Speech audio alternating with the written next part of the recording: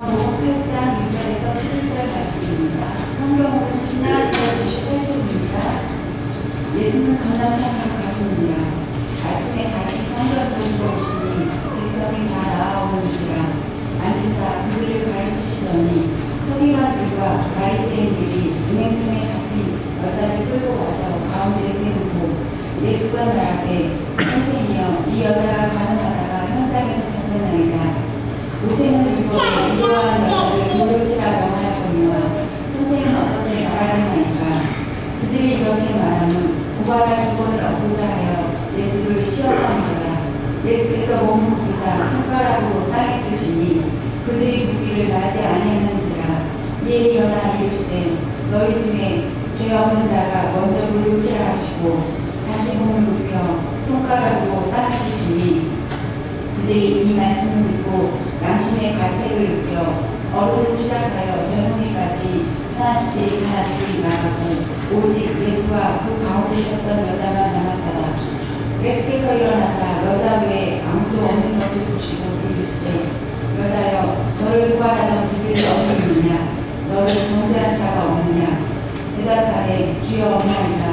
예수께서 이르시되 나도 너를 정죄하지 아니하노니 가서 다시는 죄를 범하지 말라 하시니라.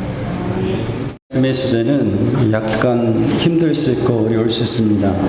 그 말씀의 제목이 정의의 방향, 사랑의 방식, 돌을 들 것인가, 손을 내밀 것인가 라고 그런 말씀인데요.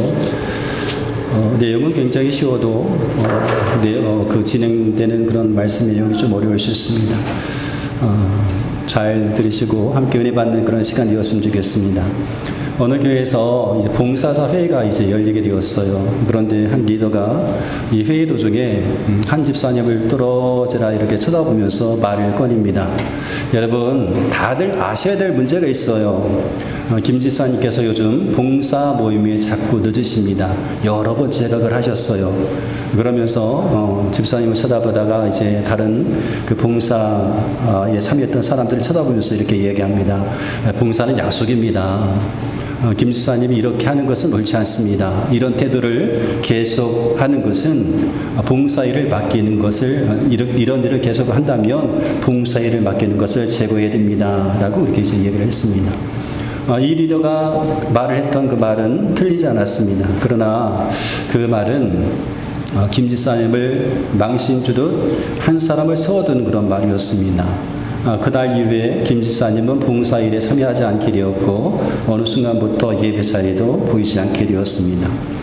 그런데 몇 달 뒤에 또 비슷한 일이 이제 생기게 된 거예요. 근데 다른 리더가 이제 회의를 이끌고 있었던 다른 리더가 그 회의 중에 그 이야기를 꺼내지 않습니다. 회의가 끝난 뒤에 조용하게 김 지사님을 불러서 이렇게 말을 합니다.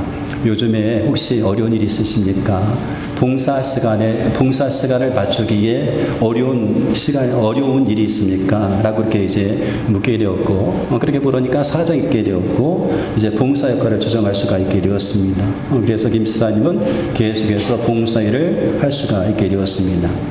앞에 뒤에 두 리더는 다 잘못을 이제 보았습니다. 그리고 잘못에 대해서 옳은 말을 했습니다.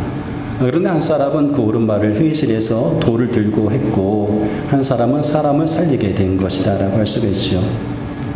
우리가 어떤 문제를 다룰 때에 두 가지를 같이 다뤄야 됩니다. 방향과 방식, 이 두 가지를 함께 이제 다뤄야 되는데요.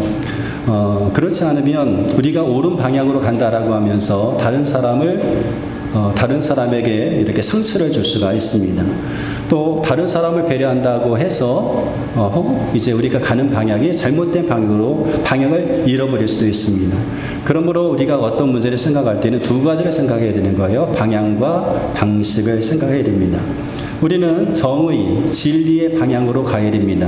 그런데 사랑의 방식으로 가야 된다라고 하는 거죠. 그래서 정의와 사랑은 둘이 떨어진 것이 아니라 하나이다라고 하는 겁니다. 이 둘은 결코 분리될 수가 없는 것이라고 할 수 있죠. 혹시 여러분은 옳은 방향으로 간다고 하면서 누군가의 상처를 준 적은 없습니까? 또는 어떤 사람을 배려한다고 사랑한다고 하면서 방향을 잃어버린 적은 없습니까? 성경에서는 이 사랑과 정의를 서로 대립되는 개념으로 보지 않습니다. 성경은 사랑과 정의가 대립되는 것이 아니라 하나로 연결된 것으로 봅니다. 하나님 안에서 사랑과 정의는 하나입니다. 하나로 연결되어 있습니다. 그래서 하나님의 정의는 사랑 없이 존재하지 않고 하나님의 사랑은 정의를 떠나지 않는다라고 하는 거죠. 시편 85편 10절에 보면 인애와 진리가 같이 만나고 의와 화평이 서로 입맞추었으며 이런 말씀이 있어요. 하나님은 사랑 때문에 진리를 포기하지 않습니다. 화평을 위해서 의를 버리지 않습니다. 하나님 안에서는 진리가 사랑을 해치지 않고 의가 화평을 밀어내지 않는다라고 하는 거예요. 그래서 하나님의 성품은 늘 이 두 가지가 하나입니다. 하나로 묶여져 있습니다. 그래서 하나님의 사랑은 언제나 정의롭습니다. 하나님의 정의는 언제나 사랑 안에 있습니다. 그리고 이 사실을 가장 잘 보여주는 곳이 어딘가 하면 바로 십자가입니다. 예수님의 십자가에서 이 사랑과 정의가 어떻게 하나로 만들어졌는지, 하나가 되었는지를 우리 가운데 보여주고 있다고 할 수 있지요. 십자가는 하나님께서 죄를 얼마나 미워하시는지를 우리 가운데 보여주고 있어요. 그리고 사람을 얼마나 사랑하시는지가 보여지는 자리가 바로 십자가입니다. 그래서 하나님은 우리가 죄를 지었을 때, 야, 너 죄를 지어도 괜찮아, 그냥 넘어가자라고 말씀하는 분이 아니라는 거죠. 죄는 분명히 잘못이고 그 죄를 지으면 분명히 대가가 있다라고 그렇게 이제 말씀하셔요. 그래서 예수님께서 십자가에서 죽으셨습니다. 그러나 동시에 하나님은 너는 죄를 지었기 때문에 내가 너를 버릴 거야, 죄 지은 사람은 다 버리자라고 하지 않으셨습니다. 그 죄 때문에 사람이 망가지는 것을 원하지 않았다는 거죠. 그래서 우리를 대신해서 예수님께서 십자가에서 죽으셨고 하나님은 예수님을 통해서 우리를 살리셨습니다. 성도 여러분, 정의는 사랑을 필요로 합니다. 그리고 사랑은 정의를 떠날 수가 없습니다. 우리가 어디로 가야 됩니까? 정의, 진리를 향해서 가야 됩니다. 어떻게 가야 됩니까? 사랑의 방식으로 가야 됩니다. 그래서 하나님은 우리가 옳은 곳에 가는 것만 보는 것이 아니라, 옳은 방향으로 가는 것만 보시는 것이 아니라 그곳에 어떻게 가는가도 보시는 거예요. 어디를 향해서 가는가만 보시는 것이 아니라 그 방향을 향해서 어떻게 가고 있는지도 보고 계시다라는 거죠. 우리가 읽은 본문에 있는 말씀은 그 시작은 요한복음 7장 30절부터 시작된다고 할 수가 있어요. 요한복음 7장 30절 말씀 보면 명절 끝날 곧 큰 날에 예수께서 외쳐 이르시되 누구든지 목마르거든 내게로 와서 마시라. 나를 믿는 자는 성경에 이른 것 같이 그 배에서 생수의 강이 흘러나오리라. 이 말씀을 하십니다. 이 말씀은 예수님께서 초막절이라고 하는 유대인의 절기가 있는데 그 초막절 절기 마지막 날에 외쳤던 그런 말씀이에요. 근데 이 말씀은요, 이사야 55장에 나오는 하나님의 성취에 대한 하나님의 말씀에 대한 성취의 선언이었어요. 이사야 55장 1절에 이런 말씀이 있어요. 오라 너희 목마른 자들아 물로 나오라. 돈 없는 자도 오라. 너희는 와서 사 먹되 돈 없이 값없이 와서 포도주 얻어서 사라. 이렇게 말씀하셔요. 하나님께서 하나님의 백성들에게 은혜의 불을 준비하셨는데 예수님께서 지금 뭐라고 말씀하시는가 하면 하나님께서 말씀하셨던 그 불이 나다 이렇게 말씀하시는 거죠. 은혜의 불을 주님께서 하나님께 준비하셨는데 그 은혜의 불이 누구냐? 바로 나다. 내가 불이다 라고 이렇게 이제 말씀을 하시는 거죠. 그렇게 선언하신 겁니다. 이런 선언을 듣자 바리새인들과 대제사장들이 무척 분노했어요. 화가 많이 났습니다. 예수님께서 그렇게 말씀하신 것은 그들의 권위에 도전한 것처럼 느껴졌어요. 그래서 예수님을 그냥 내버려 두면 안 되겠다. 예수님을 잡자라고 이제 생각했던 겁니다. 그래서 사람들을 보내어서 예수님을 잡으라고 했어요. 잡아와라 라고 얘기합니다. 근데 예수님을 잡으러 갔던 사람들이 예수님을 잡아오지 못합니다. 그동안 예수님처럼 말하는 사람도 없었고 또 예수님께서 계신 곳에 많은 사람들이 있었고 예수님은 그 당시에 많은 사람들이 인기를 얻고 있었거든요. 그러니까 예수님을 도저히 잡을 수가 없었던 거예요. 그래서 예수님을 잡으러 갔던 사람들이 그냥 돌아오게 된 겁니다. 그러자 이 대제사장들과 바리새인들이 어떤 음모를 꾸미는가 하면 예수님을 그날 밤에 예수님을 공개적으로 망신을 주자 이런 계획을 세우는 거예요. 사람들이 잡아왔으면 잡아온 예수님을 어떻게 좀 했을 텐데 잡아오지 못하니까 그날 밤에 모여서 회의를 하는 겁니다. 우리가 어떻게 하면 예수를 망신 줄까? 예수를 공개적으로 이제 그 뭐랄까요? 그 공개적으로 좀 사람들에게 이렇게 그 정죄를 받게 할까? 그런 이제 계획을 이제 세우게 되었던 겁니다. 그래서 그들은 가늠하다가 붙잡혀온 여자가 있었는데 그 붙잡혀온 여자를 이제 하룻밤 동안 이제 가두어 두게 되는 거예요. 그리고 그 다음날 예수님께서 성전에서 가르치고 계셨을 때에 가늠하다가 붙잡혀온 여자를 데려와서 많은 사람들 앞에 세우고 예수님께서 말씀을 하시는데 그 말씀을 끊고 끼어들면서 이렇게 질문하게 되는 겁니다. 선생이여, 이 여자가 가늠하다가 붙잡혔습니다. 현장에서 붙잡혔습니다. 모세 율법에는 이러한 여자를 돌로 치라 명하였는데 선생님은 어떻게 말하겠습니까? 이렇게 묻는 거예요. 율법을 가지고 지금 예수님께 질문하는 겁니다. 지금 바리새인들은 율법에 대해서 말을 하는 겁니다. 모세 율법에는 이런 사람을 돌로 치라고 명하였습니다 하면서 율법에 대해서 말을 하고 있어요. 마치 그들은 율법을 잘 알고 있고 율법을 잘 지키는 것처럼 지금 이야기를 하고 있습니다. 그런데 정작 이 이야기를 들어보면, 이 말을 들어보면 그들은 율법을 지키고 있는 것이 아니라 율법을 지금 어기고 있는 겁니다. 율법을 잘 지킨다고 지금 말했던 그들이 율법을 어기고 있어요. 여러분, 이 여자가 현장에서 붙잡혔습니다. 가늠하다가 붙잡혔습니다. 근데 현장에서 가늠하다 붙잡혔으면 누구도 있어야 되는가 하면 남자도 있어야 되는 거죠. 가늠한 남자도 있어야 되는 거예요. 근데 가늠한 남자가 지금 어디 있습니까? 율법은 분명히 말하고 있어요. 레위기 10장 10절에 보니까 남자가 남의 아내와 가늠하면 그 가늠한 남자와 여자를 반드시 죽일지니라 이렇게 말씀하고 있어요. 간음죄라고 하는 것은 혼자 짓는 죄가 아니잖아요. 여자 혼자서 간음죄를 지을 수가 없습니다. 상대방 남자가 있어야 되는 거잖아요. 반드시 남자, 여자 두 사람 함께 있어야 됩니다. 그런데 이들이 누구만 끌고 왔어요? 여자만 끌고 왔어요. 이 자체가 율법을 어긴 죄에 해당합니다. 그리고 그들은 전날에도 뭐라고 얘기했는가 하면 예수님을 사람들이 잡아오지 못하자 그 군중들을 향해서 뭐라고 말하는가 하면 그들은 율법을 모르는 사람이다. 율법을 모르는 사람이다라고 그렇게 이야기를 합니다. 율법을 모르는 사람이라고 저주받을 자다라고까지 얘기를 해요. 그래서 이 바리새인들은요, 율법에 대해서 굉장히 진심인 것처럼 보입니다. 예수님의 대적자들은 율법에 대해서 많이 알고 있고 율법에 대해서 진심인 것처럼 여겨지지만 그들은 정작 본인들이 율법을 지킨다고 하면서 지금 뭐를 범하고 있는가 하면 율법을 어기고 있는 거예요. 율법을 우리는 잘 지키고 있고 율법에 대해서 많이 알고 있는 사람이다라고 말하지만 정작 지금 그들은 율법을 어기고 있다.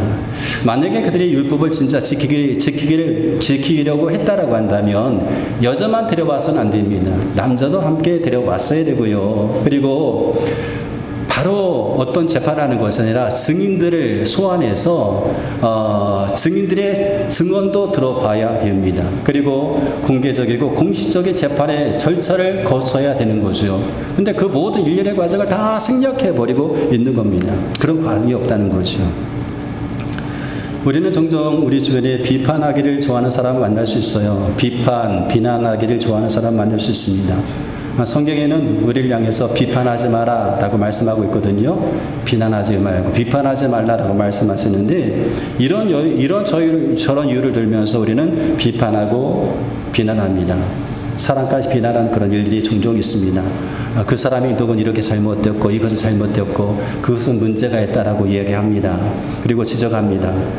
그런데 정작 보면 그것이 분명히 잘못이라고 지적했던 사람들이 본인이 지적했던 그 잘못을 똑같이 범하고 있다는 사실이에요. 저건 잘못된 행동이에요 라고 말을 합니다. 많은 사람들 앞에서 저렇게 하는 것은 잘못된 행동입니다 라고 말을 하지만 정작 나중에 보면 그들도 뒤에서 똑같이 그 행동을 하고 있었다라고 하는 거죠. 앞에서는 정의를 했습니다. 앞에서 진리를 했습니다. 그런데 정작 뒤에서는 똑같은 일을 하고 있는 거죠. 아마도 그들은 그렇게 생각하는 것 같아요. 나는 일을 해도 들키지만 안 하면 된다. 그렇게 생각하는 것 같아요. 우리나라가 그렇지 않습니까? 앞에서 막 정의를 외치는데 나중에 보면 똑같은 일을 하고 있는 거예요. 하나님의 뜻이라고 말하면서 신앙생활을 할 때에도 마찬가지예요. 하나님의 뜻이라고 말을 하면서도 하나님의 뜻을 어기고 있습니다. 이게 하나님의 뜻이야 라고 알고 있어요. 근데 나중에 보면 하나님의 뜻이라고 말했던 그가 하나님의 뜻을 어기고 있는 그 일을 볼 수가 있습니다.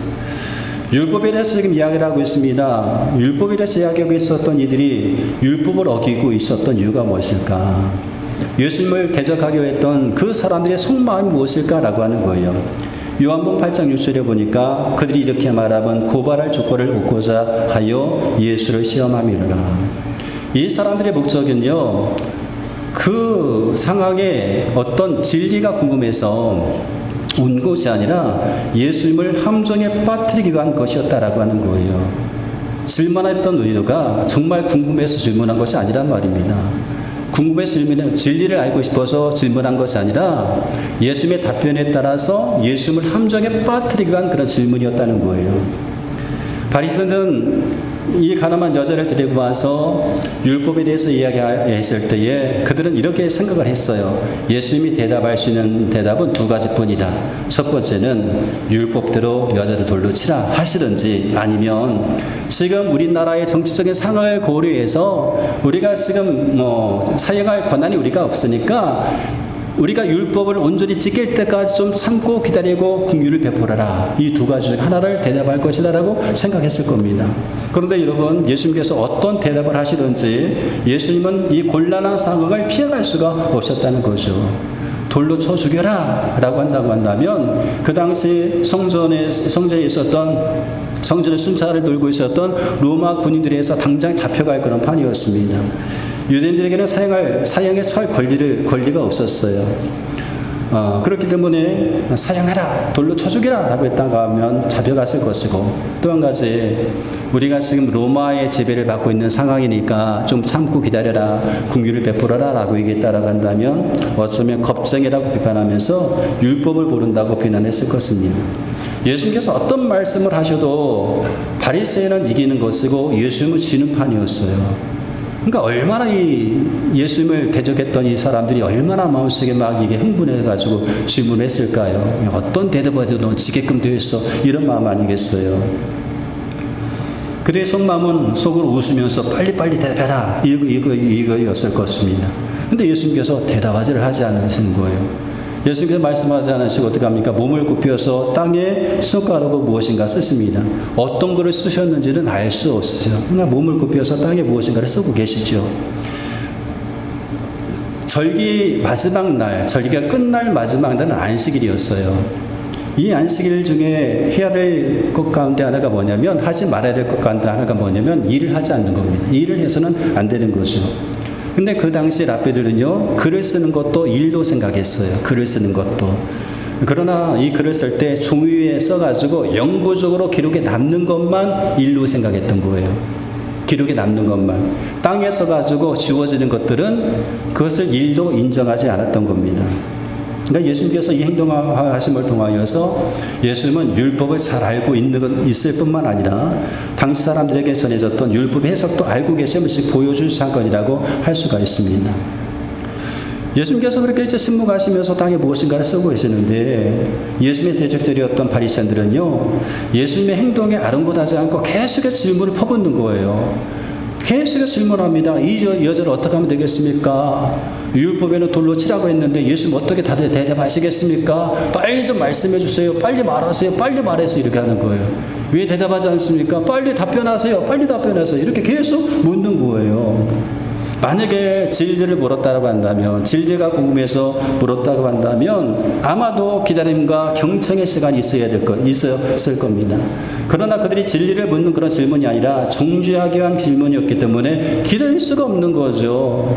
어떤 대답이라도 들어서 빨리 정죄해야 되는데 그들은 답을 원한 것이 아닙니다. 돌을 들어 치기를 원했던 것입니다. 마침내 예수님께서 일어나서 말씀을 하셔요. 너희 중에 죄 없는 자가 먼저 돌로 치라. 이 말씀을 하시고 다시 몸을 굽혀서 손가락으로 땅에 무엇인가 쓰고 계십니다. 그러자 웅성거렸던 그 사람들이 갑자기 조용해집니다. 사람들은 가늠한 여인을 향해서 돌을 들고 있습니다. 예수님께서 말씀하시면 돌을 들어 치려고 돌을 들고 있습니다. 그들은 아마 이렇게 생각했을 거예요. 누군가 먼저 돌을 들어서 그를 치면 나도 던져야지. 누가 먼저 던지면 나도 던져야지. 아마 그런 생각을 했을 거예요. 군중 속에 숨어 있으면서 나의 책임을 분산시키고 있는 겁니다. 심지어 다른 사람이 던졌으니까 그 중에 난 하나만 더 썼으니까 나는 아무 책임이 없을 거야 라고 그렇게 생각할 수 있었을 거예요.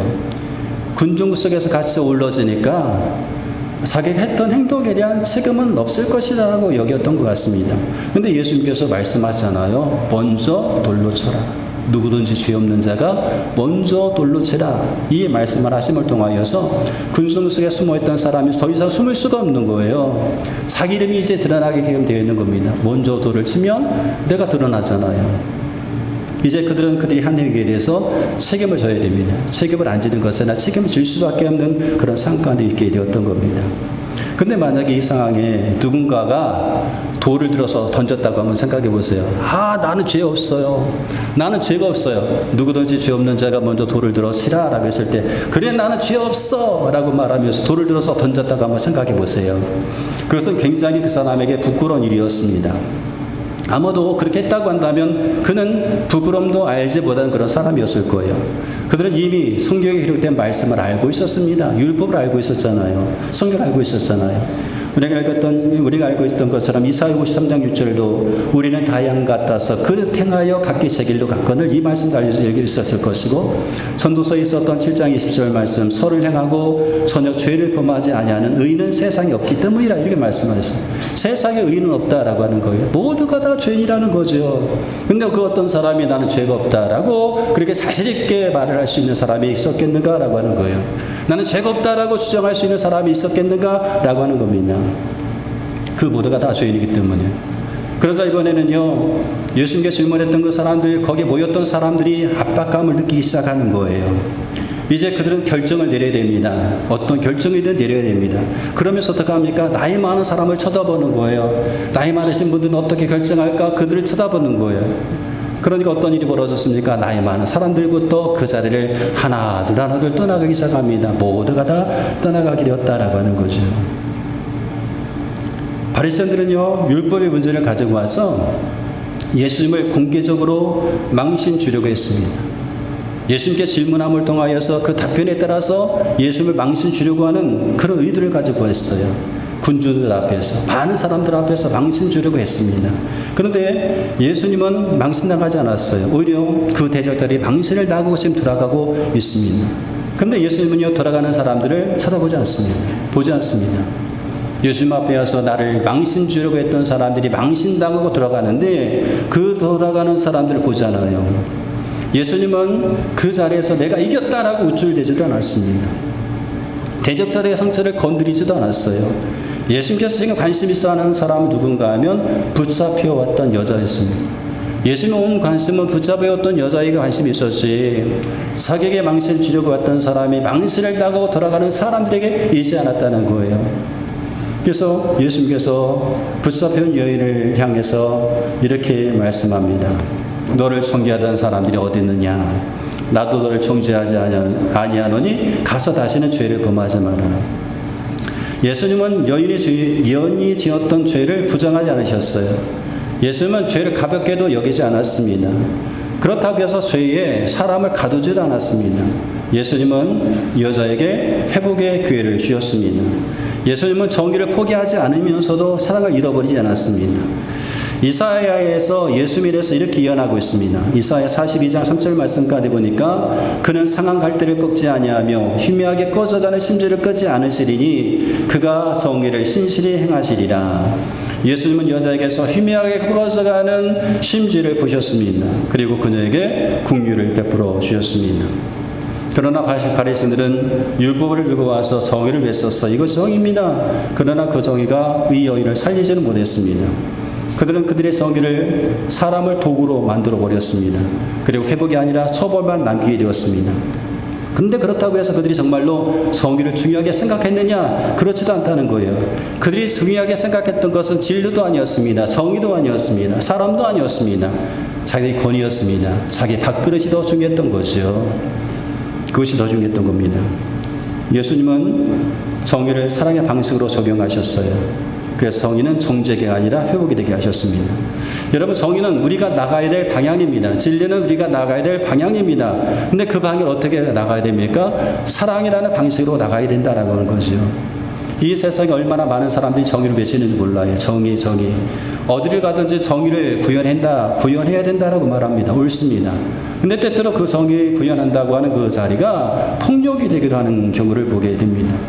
정의를 세우겠다라고 말하면서 상처 입은 사람을 돌보지 않습니다. 정의를 세워야 된다고 말하면서 말로 사람을 누르고 판단합니다. 그래서 정의가 폭력이 되게 합니다. 세상 그렇다라고 하는 거죠. 근데 하나님은 그와 같은 정의를 정의로 부르지 않습니다. 하나님께서 말씀하신 정의는 사랑이 없는 정의가 아닙니다. 사랑이 없는 정의는 하나님의 뜻을 가장 폭력이 될 수 있어요. 그래서 여러분, 우리가 정의를 외치고 옳은 말을 할 때에 옳은 말을 하면서도 사람에게 상처를 줄 수가 있어요. 그건 정의가 아니다라는 거죠.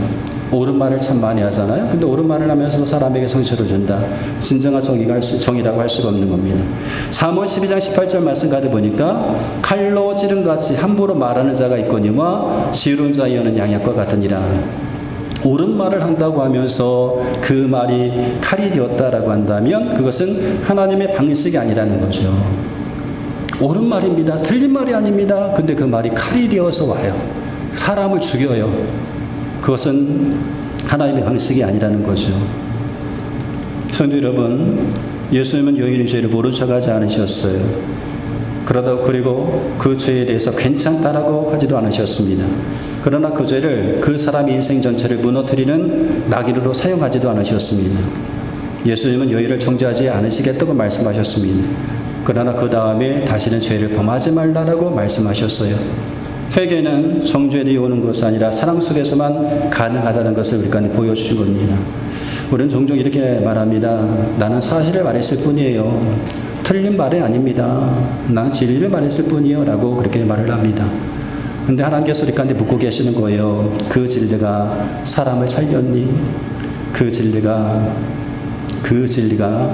사람을 회복으로 이끌었니? 라고 물으시는 겁니다. 여러분, 예수님은 진리를 가장 분명하게 하시던 분이었어요. 그러나 예수님은 그 진리를 찌르는 칼로 사용하지 않으셨습니다. 예수님의 진리는 언제나 사람을 살리는 그런 진리였습니다. 사람을 살리는 방향으로 흘러갔습니다. 성도 여러분, 우리는 지금 누군가를 향해서 혹시 돌을 들고 있지는 않습니까? 돌을 들고 있지는 않습니까? 정의라는 이름의 돌을 들고 누군가를 향해서 공개적으로 망신 주려고 하고 있지는 않습니까? 교회는 돌을 드는 사람, 돌을 들고 있는 사람이 모인 곳이 아니라 돌을 내려놓는 사람들이 모이는 곳입니다. 죄를 가볍게 여기지는 않지만 그렇다고 해서 죄를 포기하는 것도 아니고 죄를 포기하지 않는 것이 바로 교회입니다. 지금 여러분 옳은 방향으로 가고 있습니까? 그것으로 가는 방식이 예수님을 닮았습니까? 하나님 안에서 정의와 사랑은 갈라지지 않습니다. 정의는 방향이고 그 방향으로 가는 것은 사랑입니다. 사랑은 하나님의 방식이라고 할 수가 있습니다.